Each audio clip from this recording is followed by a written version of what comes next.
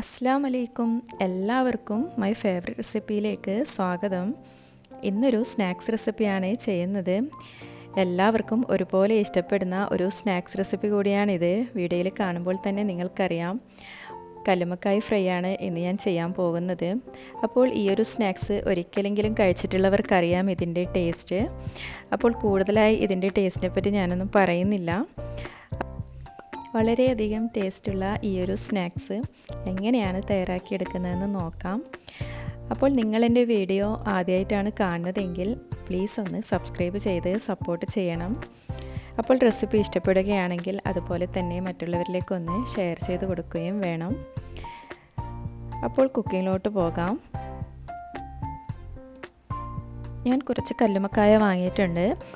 ഇത് അല്പം വലിയ സൈസിലുള്ള കല്ലുമ്മക്കായാണ് എടുത്തിട്ടുള്ളത്. കല്ലുമ്മക്കായ അപ്പം തയ്യാറാക്കാൻ വേണ്ടി ഇതുപോലെ അല്പം വലിയ സൈസിലുള്ള കല്ലുമ്മക്കായാണ് എടുക്കേണ്ടത്. ഇനി ഇതിനെ നന്നായി ഒന്ന് ക്ലീൻ ചെയ്തെടുക്കണം. ഇതിൻ്റെ പുറത്തൊക്കെ നല്ലോണം അഴുക്കൊക്കെ ഉണ്ട്. ഇതുപോലെ ഇങ്ങനെ ഒട്ടിപ്പിടിച്ചെടുക്കുന്ന അഴുക്കും അതുപോലെ ഇതിൻ്റെ ഒരു ചകിരി പോലത്തെ സാധനമൊക്കെ ഉണ്ട്. അതൊക്കെ നന്നായി ഒന്ന് ക്ലീൻ ചെയ്തെടുക്കണം. കത്തി വെച്ച് ഇതിൻ്റെ പുറത്തുള്ള ഇതൊക്കെ ഒന്ന് ഇതുപോലെ ചുരണ്ടി എടുക്കാം. അതുപോലെ തന്നെ അതിൻ്റെ ചകിരി പോലെയുള്ള സാധനം വലിച്ചെടുക്കുമ്പോൾ അതിങ്ങനെ വരും. അങ്ങനെ ഇതുപോലെ നന്നായി ഒന്ന് ക്ലീൻ ചെയ്തെടുക്കണം ഇതിൻ്റെ പുറം ഭാഗമൊക്കെ.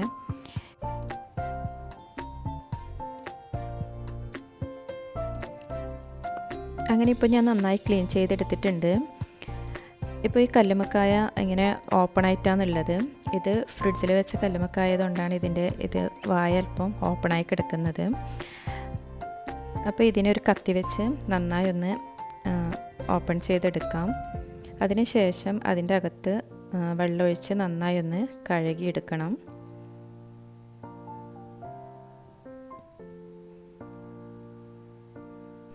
അതിൻ്റെ അകത്തുള്ള അഴുക്കൊക്കെ പോയി കിട്ടാൻ വേണ്ടിയാണ് ഇങ്ങനെ കഴുകിയെടുക്കുന്നത്. അങ്ങനെ ഓരോ കല്ലുമ്മക്കായും ഇതുപോലെ ഇങ്ങനെ ഓപ്പൺ ചെയ്തിട്ട് അതിൻ്റെ അകത്ത് നന്നായി ഒന്ന് ക്ലീൻ ചെയ്തെടുക്കാം.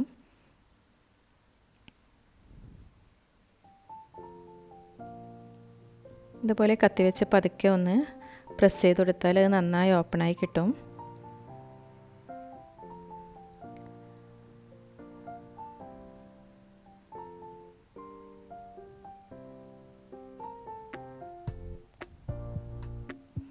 അങ്ങനെ എല്ലാ കല്ലുമ്മക്കായും ഞാൻ ഇതുപോലെ ക്ലീൻ ചെയ്തെടുത്തിട്ടുണ്ട്. ഇനി ഇതിൻ്റെ അകത്തുള്ള വെള്ളം ഡ്രൈ ആവാൻ വേണ്ടി ഇതുപോലെ പാത്രത്തിൻ്റെ സൈഡിലേക്കൊന്ന് വെച്ച് കൊടുക്കാം. ഓരോ കല്ലുമ്മക്കായും ഇതുപോലെ ഇങ്ങനെ കമിഴ്ത്തി വെച്ച് കൊടുക്കാം. അപ്പോൾ അതിലെ വെള്ളമൊക്കെ ഇങ്ങനെ ഊർന്നു പോകും. ഡ്രൈ ആയതിന് ശേഷം മാത്രമേ ഇതിൻ്റെ അകത്ത് ഫില്ലിങ്സ് വെച്ച് കൊടുക്കാൻ പാടുള്ളൂ. അല്ലെങ്കിൽ നമുക്കിത് കറക്റ്റ് ഫില്ലിങ്സ് ശരിയായി കിട്ടില്ല. അതിന് വേണ്ടിയിട്ടാണ് ഇതുപോലെ ഇങ്ങനെ വെച്ച് കൊടുക്കുന്നത്.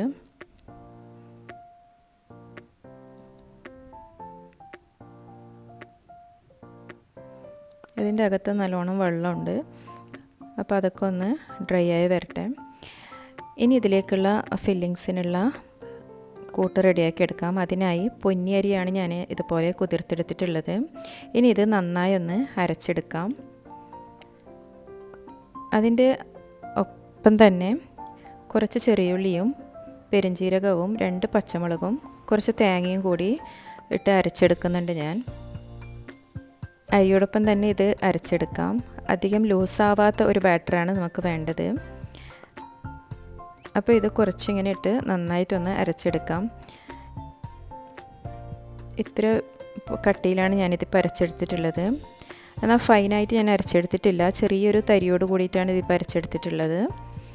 ഇനി ഇതിലേക്ക് അല്പം ഉപ്പിട്ട് കൊടുക്കാം. ഇനി അല്പം പത്തിരിപ്പൊടിയാണ് ഞാനിതിലേക്ക് ഇട്ട് കൊടുക്കുന്നുള്ളത്. ഇത് മാവൊന്ന് കട്ടിയാക്കി എടുക്കാൻ വേണ്ടിയാണ് ഇങ്ങനെ ചെയ്യുന്നുള്ളത്. ഇപ്പോൾ അരി അരച്ചെടുക്കാതെയും നമുക്കിത് ചെയ്തെടുക്കാം. അരിപ്പൊടി വെച്ചിട്ടും ഇതുപോലെ മിക്സ് ചെയ്ത് ഇതിലേക്കുള്ള ഫില്ലിങ്സ് ഇതുപോലെ റെഡിയാക്കി എടുക്കാം. ഞാനിതിപ്പം അരി അരച്ചിട്ടാണ് ചെയ്തെടുക്കുന്നുള്ളത്. അപ്പോൾ ഇങ്ങനെ ചെയ്യുമ്പോൾ ഈ ഒരു അപ്പത്തിന് പ്രത്യേക ടേസ്റ്റാണ്. അതുകൊണ്ടാണ് ഞാനിങ്ങനെ ചെയ്തെടുത്തിട്ടുള്ളത്. ഇനി ഇത് നന്നായി ഒന്ന് കുഴച്ചെടുക്കണം. കയ്യിൽ വെച്ച് ഉരുട്ടിയെടുക്കുന്ന ആ ഒരു കൺസിസ്റ്റൻസിയാണ് ഇത് വേണ്ടത്. അങ്ങനെ ഇപ്പോൾ മാവ് ഞാൻ നന്നായി കുഴച്ചെടുത്തിട്ടുണ്ട്. ഇനി ഇതുപോലെ ഈ കല്ലുമ്മക്കായൻ്റെ അകത്ത് ഫില്ല് ചെയ്ത് കൊടുക്കാം. ഇതുപോലെ മാവ് വെച്ച് അതിൻ്റെ കറക്റ്റ് സൈസിൽ കറക്റ്റ് ഒന്ന് ഷേപ്പാക്കി എടുക്കണം. നല്ലോണം വലിയ സൈസിലുള്ള അപ്പമാണ് വേണ്ടതെന്നുണ്ടെങ്കിൽ അതിനനുസരിച്ചിട്ട് മാവ് ഇതുപോലെ വെച്ച് കൊടുത്ത് ഷേപ്പാക്കി എടുത്താൽ മതി. ഇപ്പം ഞാൻ ഇതിൻ്റെ ഒരു കറക്റ്റ് അളവിൽ തന്നെയാണ് ചെയ്തെടുക്കുന്നുള്ളത്. അപ്പോൾ ഇതുപോലെ ഞാൻ കല്ലുമ്മക്കായെല്ലാം ചെയ്തെടുത്തിട്ടുണ്ട്.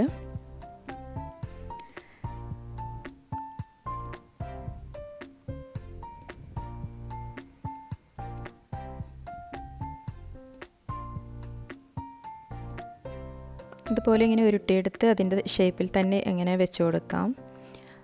അധികമായിട്ടുണ്ടെങ്കിൽ നമുക്ക് ബാക്കിയുള്ള മാവ് ഇതുപോലെ എടുത്ത് മാറ്റാം. ഇനി ഇത് നന്നായി ഒന്ന് ഷേപ്പ് ചെയ്ത് കൊടുക്കാം. അപ്പോഴേ കറക്റ്റ് ആ കല്ലുമ്മക്കായൻ്റെ ഷേപ്പിൽ നമുക്ക് വേവിച്ചെടുത്തതിന് ശേഷം ഈ ഒരു അപ്പം കിട്ടും.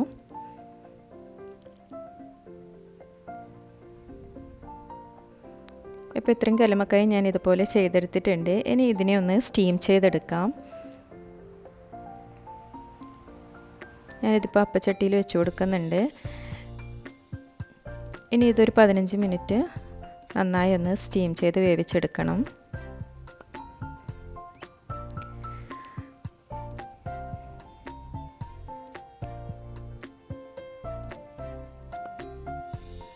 അങ്ങനെ ഇപ്പോൾ 15 മിനിറ്റ് ആയിട്ടുണ്ട്. കല്ലുമ്മക്കായൊക്കെ നന്നായി വെന്ത് അല്പം ചൂടൊക്കെ മാറിയിട്ടുണ്ട്. ഇനി ഇതിനെ ഈ ഷെല്ലിൽ നിന്ന് ഇതുപോലെ ഇങ്ങനെ അടർത്തിയെടുക്കണം. ഇതിപ്പോൾ കറക്റ്റ് ആ മാവിൽ കല്ലുമ്മക്കായൊക്കെ ഒട്ടിപ്പിടിച്ചിട്ടുണ്ട്. ഇതുപോലെ ഇത് ആയി കിട്ടിയിട്ടുണ്ട്. ഇനി ഒരു കാര്യം കൂടി ചെയ്യാനുണ്ട്. ഈ ഒരു കല്ലുമ്മക്കായിൻ്റെ ബാക്ക് സൈഡിൽ അല്പം അതിൻ്റെ കഴിക്കാൻ പറ്റാത്ത ഒരു ഭാഗമുണ്ട്, അതിൻ്റെ വേസ്റ്റൊക്കെ ഉള്ളൊരു ഭാഗം. അപ്പോൾ അതൊന്ന് ക്ലീൻ ചെയ്തെടുക്കണം ഈ സമയത്ത്. അപ്പോൾ അതെങ്ങനെയാണ് ക്ലീൻ ചെയ്യുന്നതെന്നും കൂടി ഞാനിതിൽ കാണിക്കുന്നുണ്ട്. അപ്പം ഞങ്ങളൊക്കെ കല്ലുമ്മക്കായി അപ്പം ഉണ്ടാക്കുമ്പോൾ ഇതുപോലെ ഫുള്ള് ക്ലീൻ ചെയ്തിട്ടാണ് ഇങ്ങനെ എടുക്കാറ്. അപ്പോൾ എല്ലാവരും ഇതുപോലെ ചെയ്യാറുണ്ടോ എന്ന് എനിക്കറിയില്ല. അപ്പോൾ ചെയ്യാതെയാണ് നിങ്ങൾ കഴിക്കുന്നതെങ്കിൽ ഇതുപോലെ ഒന്ന് ചെയ്തിട്ട് ക്ലീൻ ചെയ്തിട്ട് വേണം കഴിക്കാൻ.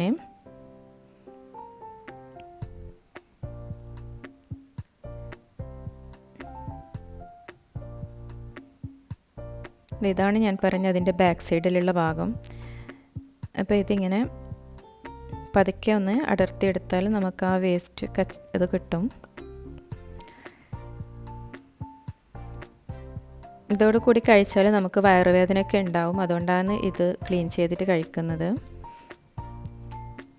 അപ്പോൾ ഇത് നന്നായിട്ടൊന്ന് ക്ലീൻ ചെയ്തെടുക്കാം.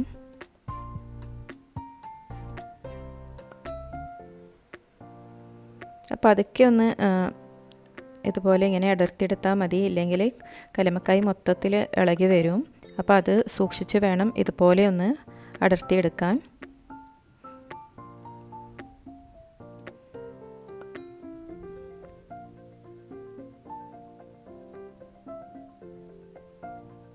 ചിലതതിൽ ഒട്ടിപ്പിടിച്ച് കിടക്കും. അപ്പോൾ അതിനെ മെല്ലെ ഒന്ന് കൈവച്ച് ഇതുപോലെ ഒന്ന് ചുരണ്ടി കൊടുത്താൽ അതിങ്ങനെ വരും.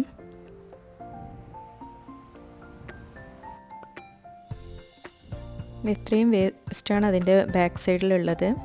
അപ്പോൾ അത് ഇതുപോലെ ഇത്രയും ഉണ്ട്.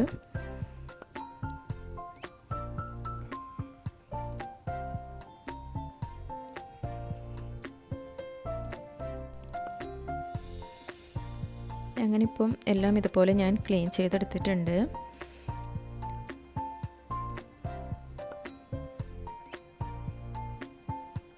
ഇനി ഇതിനെ ഫ്രൈ ചെയ്യാൻ വേണ്ടി ഒരു മസാലക്കൂട്ട് തയ്യാറാക്കി എടുക്കാം. അതിനായി 1 table spoon Kashmir chilli powder എടുത്തിട്ടുണ്ട്. ഇനി അതിലേക്ക് അല്പം മഞ്ഞൾപ്പൊടി ഇട്ട് കൊടുക്കാം. അതോടൊപ്പം തന്നെ അല്പം ഗരം മസാലപ്പൊടിയും ആവശ്യത്തിനുള്ള ഉപ്പും കുറച്ച് കുരുമുളക് പൊടിയും ഇട്ട് കൊടുക്കുന്നുണ്ട്. ഇനി ഒരു അരമുറി ലെമണും കൂടി ഇതിലേക്ക് പിഴിഞ്ഞൊഴിക്കാം.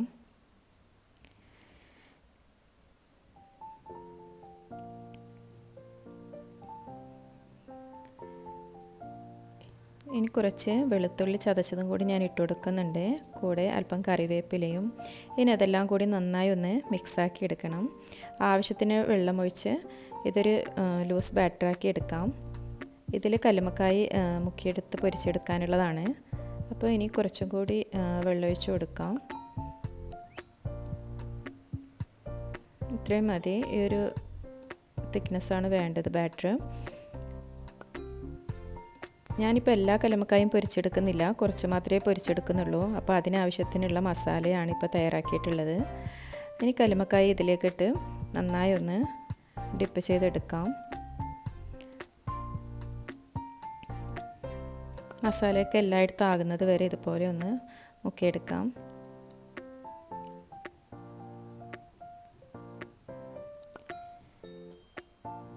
ഇനി ഒരു പാനിൽ അല്പം വെളിച്ചെണ്ണ ചൂടാൻ വെച്ചിട്ടുണ്ട്. അതിലേക്ക് കല്ലുമ്മക്കായ ഇട്ട് ഫ്രൈ ചെയ്തെടുക്കണം. ഇതുപോലെ ഇങ്ങനെ ചെയ്ത് ഫ്രീസറിൽ സൂക്ഷിക്കാനും പറ്റും. നമ്മൾ ആവശ്യത്തിനനുസരിച്ച് എടുത്ത് നമുക്കിതുപോലെ ഫ്രൈ ചെയ്തെടുക്കാം. ഇപ്പം ഞാൻ കുറച്ച് കല്ലുമ്മക്കായ മാത്രമേ ഫ്രൈ ചെയ്തെടുക്കുന്നുള്ളൂ.